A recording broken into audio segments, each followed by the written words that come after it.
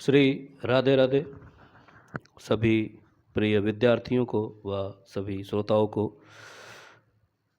विपिन वर्मा की तरफ से प्यार भरा राधे राधे। नमस्कार। आज हम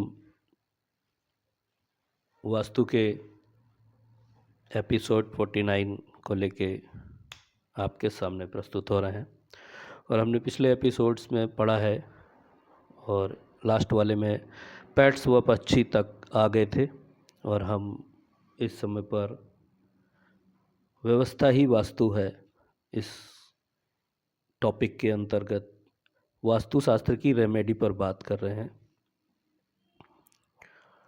अगली हेडिंग बरामदा रहेगी, आप लोग लिख लीजिए 27 नंबर हेडिंग बरामदा डैश करेंगे।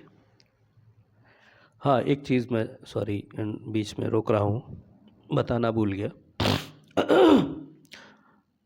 हमारे जो एस्ट्रो वास्तु शुभम पेज है उसके साथ में ही हमारा खुद का प्रॉपर्टी का पहले का पेज है फेसबुक पे विपिन वर्मा के नाम से।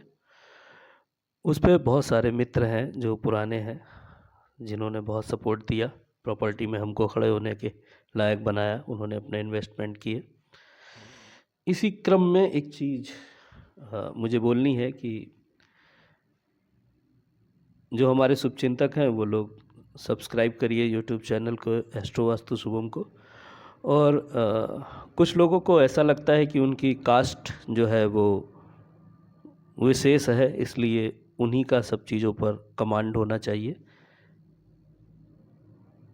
पर यहाँ मैं देख रहा हूँ लखनऊ में कि बहुत सी अदर कास्ट के लोग भी जो है वो विधाओं में आ रहे हैं, इन विधाओं को सीख रहे हैं। तो आप लोग भी संकोच नहीं करिए और जो लोग भी इस कोर्स को सीखना चाहते हैं वो प्रैक्टिकल्स के लिए भी लखनऊ आ सकते हैं, मैं बुला लूँगा उनको। और जो लोग सामने से बैठ के कुछ सीखना चाहते हैं तो वो वीकली हमसे मिलने लखनऊ आ सकते हैं, मैं उनको 2 घंटे 3 घंटे की क्लास दूंगा। और जो लोग विज़िट के लिए पूछ रहे हैं तो उनको मैं थोड़ा सा बता दूं, उसमें उन लोगों को मेरा कहना नहीं है जिन्होंने सिर्फ फ़ीस पूछी है। उन लोगों को मेरा कहना है कि जो लोग ये कह रहे हैं कि कभी अपने काम से घूमने आना तो हमारा घर भी देख लेना, तो फ्री फंड का काम करने के लिए हमने ये शिक्षा ग्रहण नहीं की है, इतना लाखों रुपया बर्बाद नहीं किया है, ये इन्वेस्ट किया है। इन्वेस्ट का हम रिटर्न चाहते हैं और आपको आपके काम के पैसे चाहिए तो हमको हमारे काम के पैसे चाहिए, ठीक है। छिबरा मुँह मैं घूमने आऊँगा, आपसे मिलूँगा, पर आपका घर वास्तु नहीं करूँगा। आपका घर वास्तु तब करूँगा जब आपसे फ़ीस डिस्कस हो जाएगी और आप हमें ट्रांसफ़र कर देंगे पैसे। उसके बाद आप लाइफ में कभी किसी के काम नहीं आए, आप चाहते हैं कि हम आपके काम आए, वो भी आप ऐसा टोन रखेंगे टसन भरा हुआ कि आना छिबरा मुँह तो मिल लेना और फिर देखेंगे तुमने क्या वास्तु सीखा है और उसके हिसाब से हम कराएंगे। कुएं का मेंढक होता है ना, वैसे हो तुम, जितने में हो उतने में ही दुनिया समझते हो अपनी। तो ऐसे जितने भी मित्रगण हैं कृपया हमसे दूरी बना के रखें, उनकी इज्जत और बेइज्जती उन्हीं के हाथ में है, ठीक है। तो यहाँ पर मैं मित्रों की बात कर रहा था कुछ, तो अब हम चलते हैं अपनी पढ़ाई की तरफ। और 27 नंबर बरामदा हेडिंग है, इसको डैश लगा के लिखेंगे। बरामदा निकालने पर यदि दीवाल को 90 डिग्री से झुकाना या गोल करना हो तो बरामदा निकालने का प्रोग्राम ही कैंसिल कर देना चाहिए। बरामदा निकालने हेतु दीवार को 90 डिग्री से अधिक झुकाकर किसी भी कलाकृति को मकान के फ्रंट में देना वास्तु के हिसाब से नियमानुसार उचित नहीं है। हाँ, आप चाहें तो बालकनी बनाएं पर उन पर कोने होने चाहिए। उन्हें गोल करना निषेध बताया गया है। 27 नंबर, बरामदा। बरामदा निकालने पर यदि दीवार को 90 डिग्री झुकाना पड़े, 90 डिग्री से अधिक झुकाना पड़े। अभी आप समझिए क्या, एक दीवार बिल्कुल साहुल और सूत का प्रयोग करते हुए मिस्त्री बनाता है तो वो सीधी जाती है और वहाँ से लेंटर जुड़ जाता है और आपका एक फर्श रेडी हो जाता है। 90 डिग्री ज़मीन से अगर हम उसको गुनिया करेंगे, गुनिया एक यंत्र होता है पटरी के जैसा एल शेप में, उसको लगा के हम 90 डिग्री को फिक्स करते हैं। तो जब दीवार से हम सीधी दीवार को ज़मीन से लेके चलते हैं तो वहाँ पर 90 डिग्री हो जाता है और उस दीवार को बिल्कुल स्ट्रेट लेके जाएंगे और फिर लेंटर रख देंगे तो लेंटर से और दीवार का वो 90 डिग्री होना चाहिए। अब वो इसी बात को उसमें कह रहे हैं गुरुदेव कि दीवार को सीधा रखा है और लेंटर डाला है, ये सूत्र तो है वास्तु में, पर ये सूत्र बिल्कुल नहीं हो सकता ये सूत्र बिल्कुल नहीं हो सकता कि हम दीवार को सीधा रखें, लेंटर डालें, इतना ठीक है, पर दीवार को सीधा ना रख के दीवार को धीरे धीरे धीरे धीरे आगे की तरफ 10 डिग्री तक झुकाएं और फिर लेंटर डाल के नीचा करें, या दीवार को सीधा रखें और बरामदे का लेंटर डालें और उसको जहाँ पे लाके ख़त्म कर रहे हैं वहाँ पे 90 की जगह 80 डिग्री कर दें जिससे बहाव वगैरह सीधा हो जाए। ये एक दो सूत प्लास्टर तो बनता है पर लेंटर की ये प्रक्रिया वास्तु अनुसार गलत है, उससे पॉजिटिव एनर्जी का आना कम हो जाता है, इसलिए ये कहा गया। तो हम दीवार को या लेंटर को बरामदे के उसको झोल नहीं दे सकते, उसको गोल नहीं कर सकते, उनके कोनों को 90 डिग्री ही होना चाहिए। कुछ जगह पे देखा होगा आपने, जैसे कानपुर में कई जगह पे मार्केट्स बने हैं, बिल्डिंग्स बनी हैं, कॉर्नर पे गोल है, मंजूश्री टॉकीज जैसे है, और भी बहुत जगह पे देखा है, वेस्टर्न रोड और बिराना रोड वगैरह। और लखनऊ में भी हजरतगंज के कई पार्ट्स ऐसे हैं जहाँ पे बिल्डिंग जो है वो कॉर्नर पे गोल है, तो वो गोल नहीं बनानी है, वहाँ पे चौकोर ही लेके आना है। ठीक है, अगला लिख लीजिए 28 नंबर, सीढ़ियाँ डैश।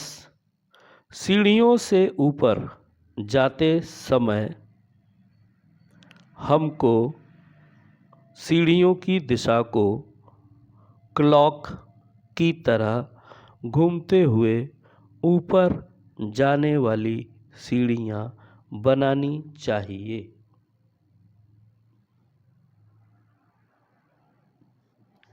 ऐसे में ध्यान रखने वाली बात यह है कि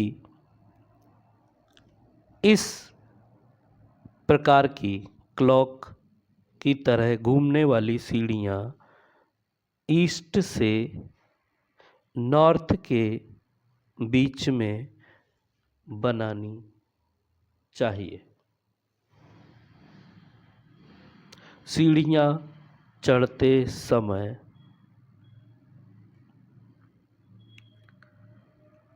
नॉर्थ से ईस्ट, ईस्ट से साउथ, साउथ से वेस्ट, वेस्ट से फिर नॉर्थ की तरफ आपका चेहरा होना चाहिए।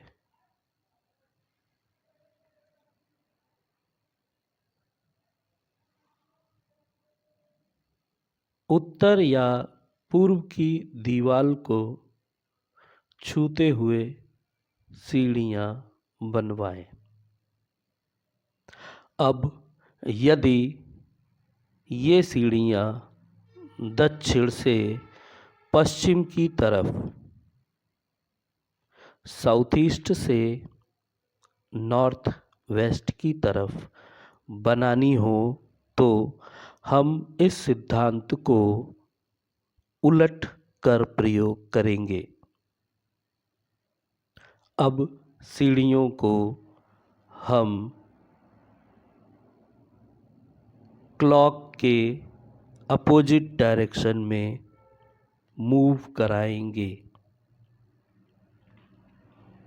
अब ये सीढ़ियाँ दक्षिण पश्चिम की दीवार से सटाकर बनाएंगे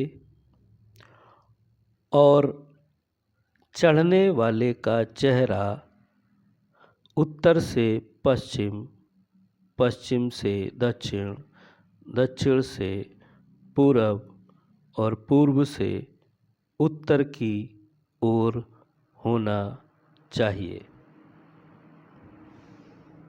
समझते हैं सीढ़ियों को?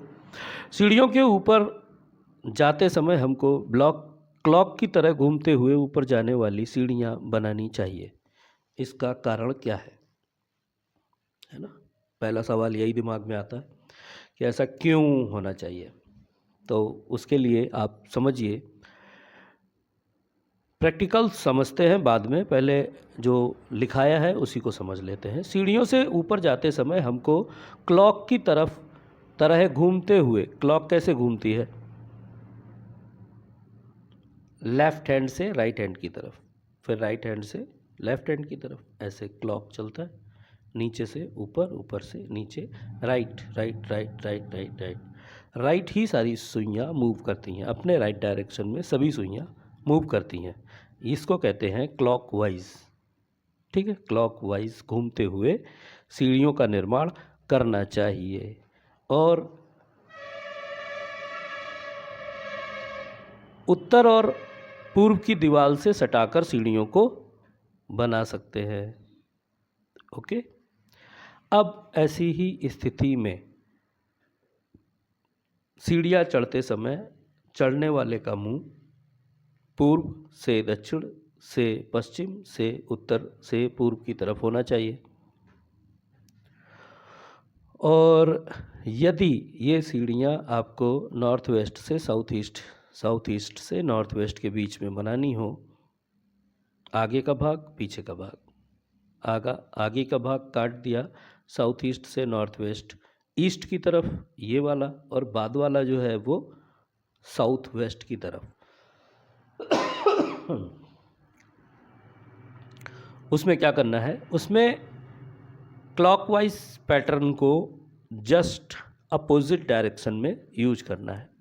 अभी ये सीढ़ियाँ क्लॉकवाइज बनाई थी, अब इनको क्लॉकवाइज नहीं बनाएंगे, एंटी क्लॉकवाइज बनाएंगे।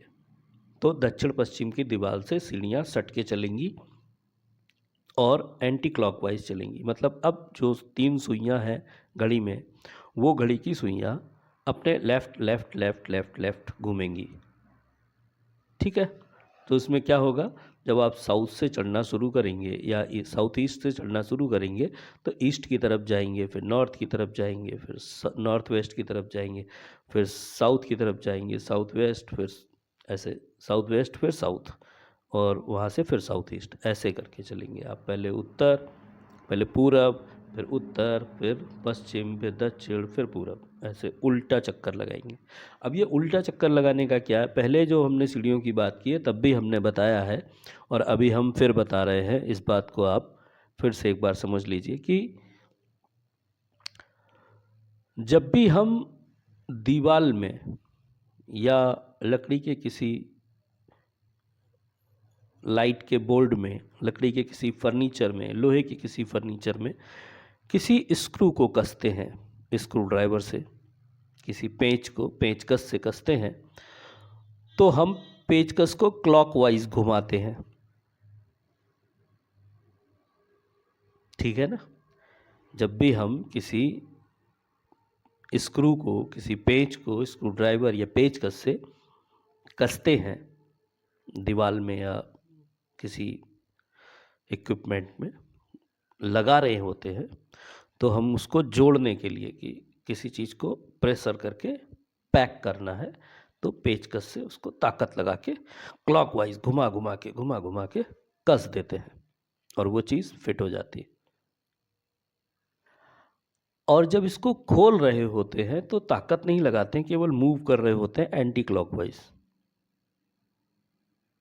अब हो क्या रहा होता है जो हम लोगों को दिखता नहीं है? हम लोगों को नहीं दिखता है, एक तो घूर्णन क्रिया घूम रहा है, दूसरी चीज़ फोर्स किधर जा रहा है। जब हम कस रहे हैं तो फोर्स अंदर की तरफ जा रहा है। अब सिद्धांत कैसे लागू होगा वास्तु का? वास्तु का सिद्धांत कहता है कि उत्तर से पूर्व की तरफ या नॉर्थ वेस्ट से साउथ ईस्ट की तरफ पूर्व डायरेक्शन और नॉर्थ डायरेक्शन को मिला के ये क्षेत्र नीची भूमि का है, यहाँ पर गड्ढा कर सकते हैं।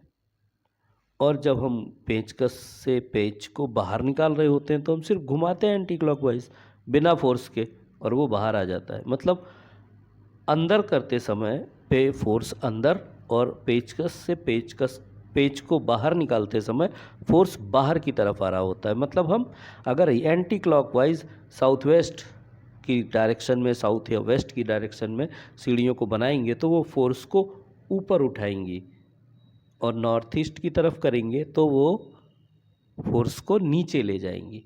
तो इधर गड्ढा हो सकता है, इसलिए फोर्स अंदर जाना पॉजिटिव है। उधर नहीं रखना है गड्ढा, इसलिए ऊंची भूमि रखनी है, फोर्स को बाहर निकालते हुए सीढ़ियाँ बनाएंगे तो फोर्स को बाहर की तरफ लेके जाएंगे, मतलब ऊंचाई की तरफ लेके जाएंगे। सिद्धांत समझ गए ना? चलिए, हेडिंग 29, फॉल सीलिंग। अब फॉल सीलिंग का तो देखिए ज़माना है, बिना इसके तो काम ही कहाँ चलता है ना? तो शो नहीं आता है, एसी पूरे माहौल को ठंडा करेगा, ज़्यादा ठंडा कर देगा अगर फॉल सीलिंग होगी तो, है ना? चलिए डैश लगाते हैं, आपके आगे लिखते हैं, आपके बेड के ऊपर से बीम निकल रहा हो तो उस बीम के नीचे फॉल सीलिंग लगवा या बनवा लेनी चाहिए। समझिए कि आपका बेड पड़ा है, अब उस पर बेड़ा काटे या खड़ा खड़ा काटे, जैसा भी बीम आ रहा है यदि, तो बीम की ऊर्जा जो है वो निगेटिव ऊर्जा है। बीम जो है वो चीज़ों को खींचता है, और ऊर्जा जब छोड़ने का काम होता है, श्वसन क्रिया तो मकान भी करता है आपका, दीवारें भी श्वसन क्रिया करती हैं, है ना?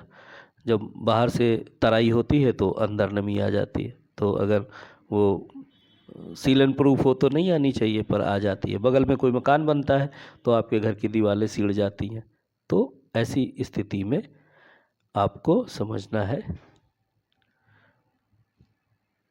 कि फॉल सीलिंग बनवाने से पहले जो आपके बेड के ऊपर पिलर आ रहा है या बेड के ऊपर जो बीम आ रहा है, वो बीम आपको निगेटिव इम्पैक्ट देगा। अब ये पहले के वीडियो में जाके देखिए, हमने पढ़ाया है फॉल सीलिंग में जहाँ पे बीम आ रहा होता है वो क्या नुकसान देता है ना? यूट्यूब चैनल पे जाइए।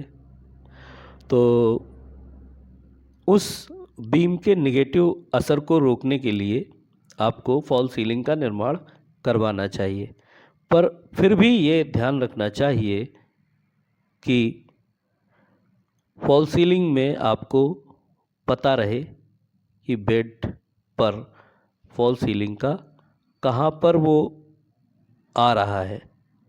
सिराने आ रहा है, बीच में आ रहा है, पैतियाने आ रहा है, पैरों की तरफ, सिर की तरफ, या बीच में बदन पे आ रहा है, साइड में आ रहा है या दूसरी साइड में आ रहा है।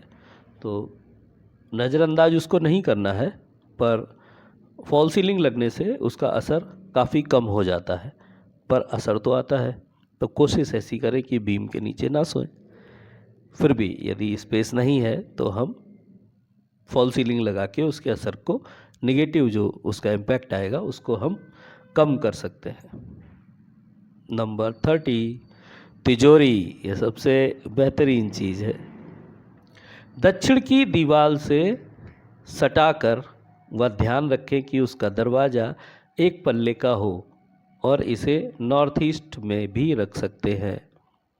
दक्षिण की दीवार से सटाकर रखें, वह ध्यान रखें कि उसका दरवाज़ा एक पल्ले का हो, और इसे नॉर्थ ईस्ट में भी खोल के रख सकते हैं। मतलब जब भी डायरेक्शन आपकी तिजोरी का जो है वो रखा जाए तो उसकी पीठ जो है वो दक्षिण की दीवार से सटे और नॉर्थ ईस्ट की तरफ उसका खुलते समय मुंह होना चाहिए। अब इसमें थोड़ा संशोधन कर देता हूँ। पूर्व से नॉर्थ ईस्ट और नॉर्थ की तरफ, नॉर्थ वेस्ट की तरफ भी अगर खुलती है तो निगेटिव असर उसका नहीं आता है। दक्षिण की दीवार, अब मान लीजिए आप अपने बेडरूम में रखे हैं और आपका बेडरूम वेस्ट में है, तो क्या करेंगे भाई? अभी तो दक्षिण की दीवार चाहिए ना।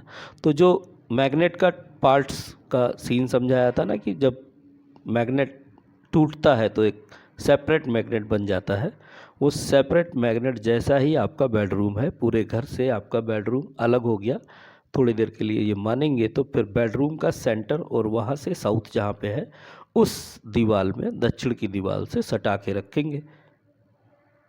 अब दक्षिण की दीवार से रखेंगे सटा के तो वो नॉर्थ वेस्ट की तरफ ही जाएगी, क्योंकि पश्चिम में तो आपका बेड पड़ा है या वार्डरोब बनी है।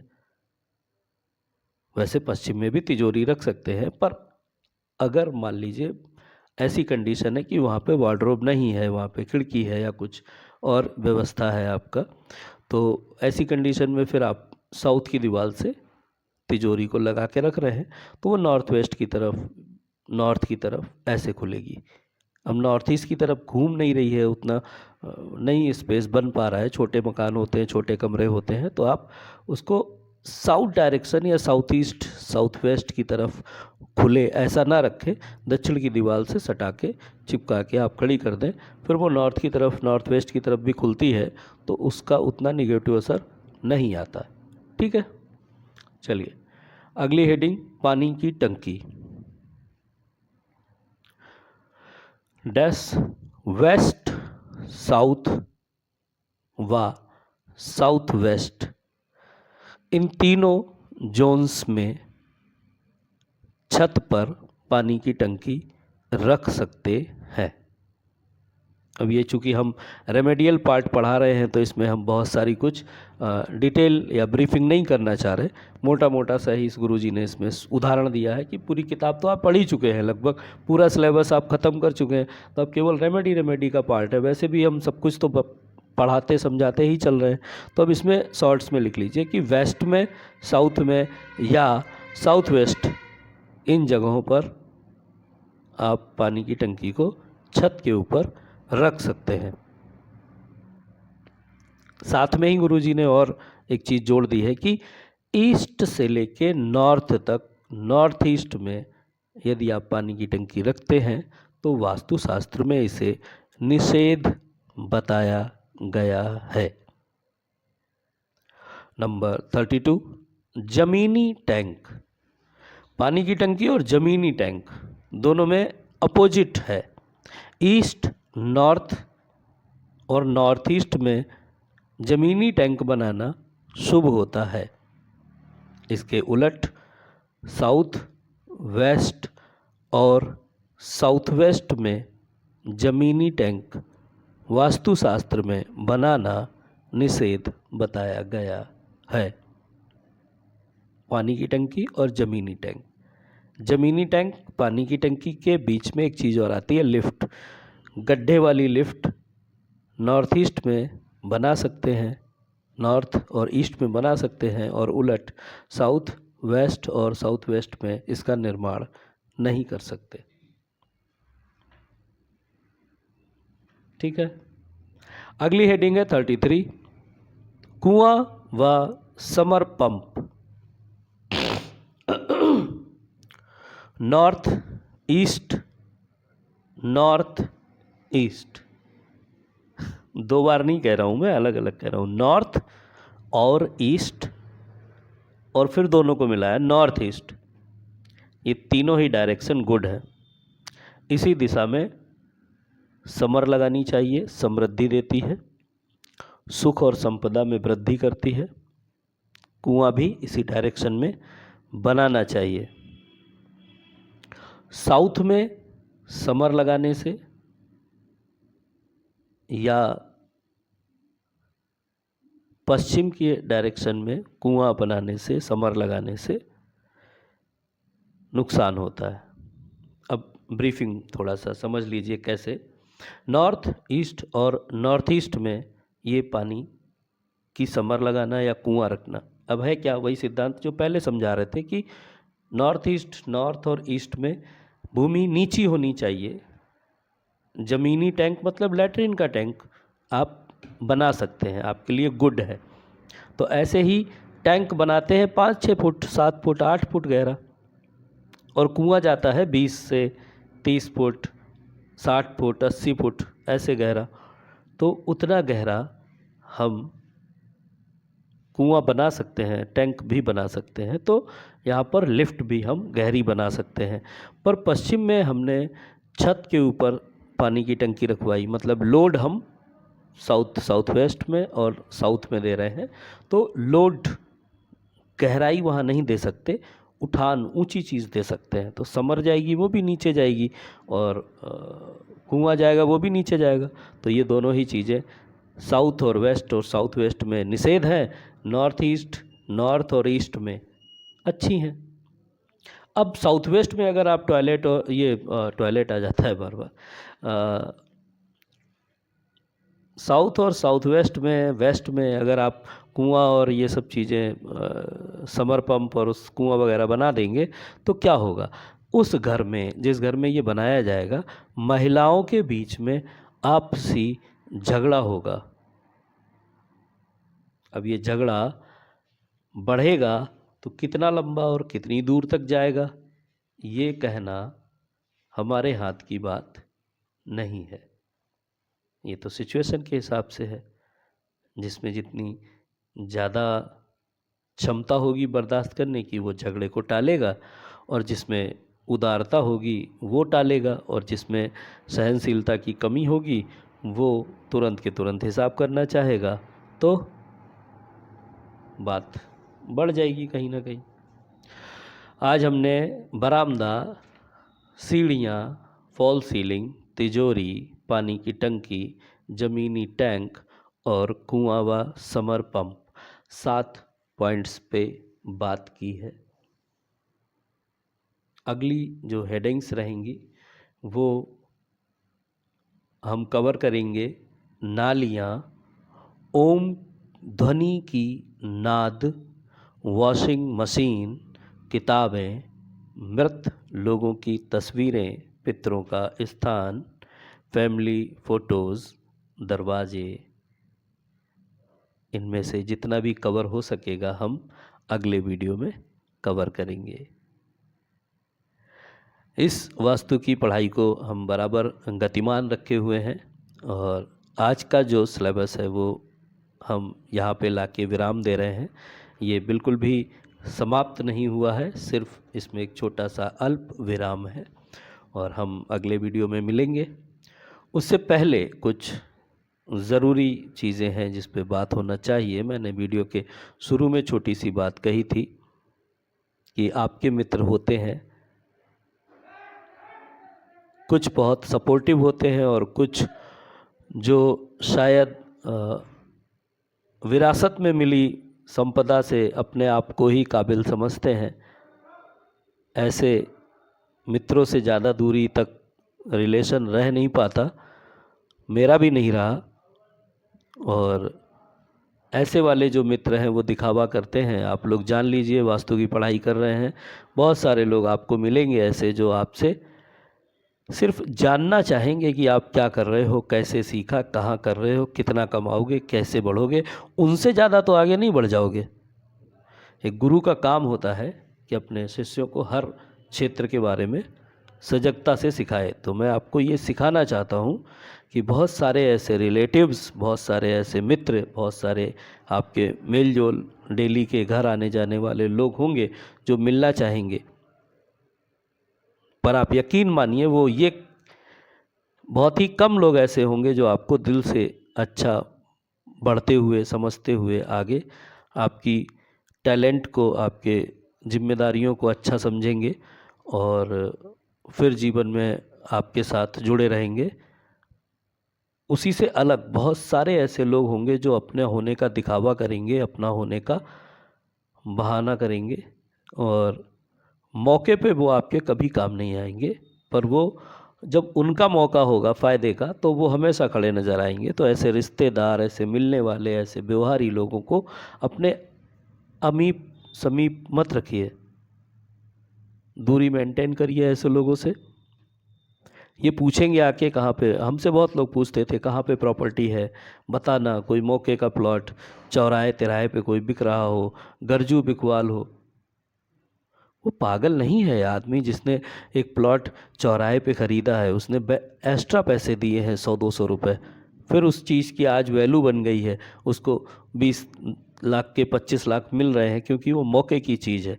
वो औने पौने में क्यों बेचेगा? पागल है क्या? ऐसे जितने मित्रगण हैं, यार दोस्त हैं, जितने भी व्यवहारी हैं, मिलने वाले लोग हैं, रिश्तेदार हैं, ऐसे लोगों को रीड करने के लिए अपना जो आपका खुद का सिक्स सेंस है उसको डेवलप करके चलिए। बिल्कुल भी आपको सहनशीलता से काम लेना है, पर बुद्धि का प्रयोग करना बंद नहीं करना है, लॉजिक ब्रेन का इस्तेमाल करना है। ऐसे लोग पूछेंगे वास्तु कहाँ से सीखा, किसी दूसरे के बारे में, वास्तु के बारे में जानते होंगे तो वो उनसे आपकी कंपेयर करेंगे कि उन्होंने वहाँ से सीखा है, वहाँ से सीखा है तो बहुत अच्छा होगा, है तुमने वहाँ से क्यों नहीं सीखा? तो उनकी फ़ीस कितनी है? वो तो 1 लाख रुपए लेते हैं, तुम्हारी फ़ीस कितनी है? तुम तो 81,000 लेते हो, 51,000 लेते हो। वो इसमें तौलेंगे, आपको छोटा दिखाने की कोशिश करेंगे, आपको नीचा फील कराने की कोशिश करेंगे। आप पीछे हो उस स्पीड में जिस स्पीड में दूसरे लोग आगे हैं। देखिए, सबका अपना एक टाइम होता है, सबका अपना एक स्पीड होता है, सबका एक कंफर्ट होता है। पिक्चर आई थी ना सितारे ज़मीं पे, आमिर खान हैंडीकैप टाइप के बच्चे थे या थोड़ा माइंड से थोड़ा स्लो उनका प्रोसेस हो रहा है, क्षमा चाहूँगा। वहाँ पर वो ऐसा दिखाया गया, पर उन बच्चों ने वॉलीबॉल को सीखा और टीम को जिताया। आमिर खान ने कहा था वो बच्चे ऐसे हैं, मैं उनको सिखा नहीं सकता, वो कंफर्ट जोन उनका ठीक है तो ठीक नहीं है, या कुछ ऐसी बात हुई थी। तो उन्होंने कहा देखिए सबका कंफर्ट जोन अलग अलग होता है। सरदार जी ने क्या कहा? उनका कंफर्ट जोन अपना है, आपका अपना है। किसी को रेस्टोरेंट में बैठ के ही खाना खाना अच्छा लगता है, कोई ठेले पर कंफर्ट फील करता है और खड़े होके खा लेता है, कुछ लोग डेकोरम मेंटेन करते हैं, कुछ लोगों को फ्री रहना अच्छा लगता है, सबका अपना कंफर्ट जोन है। तो ऐसे में सबका अपना टाइम शेड्यूल है, सबका अपना टाइम जोन है, सबका अपना लाइफ है, अपनी लाइफ अपने हिसाब से सबकी चल रही है। आपकी भी अलग चलेगी, मेरी भी अलग चल रही है। 15 साल बर्तन की दुकान चलाने के बाद मैं लखनऊ जैसे शहर में आ गया। 15 साल लोग बिजनेस करते हैं फिर उसी को ढोते रहते हैं ज़िंदगी में, पर मैंने उसे काटा कि नहीं यार, एक कार अफोर्ड नहीं कर पा रहे तो ऐसे दुकान चलाने का 15 साल क्या फ़ायदा। तो ऐसे बहुत सारे आपके संबंधी लोग मिलेंगे, बहुत सारे रिलेटिव्स मिलेंगे, बहुत सारे यार दोस्त मित्रगण मिलेंगे जो ये कहेंगे कि जैसे मुझसे कहते हैं कि भाई ऐसा है, इस बार आना तो फिर मिलना, देखेंगे तुमने क्या सीखा। तुम देखोगे क्या सीखा मैंने।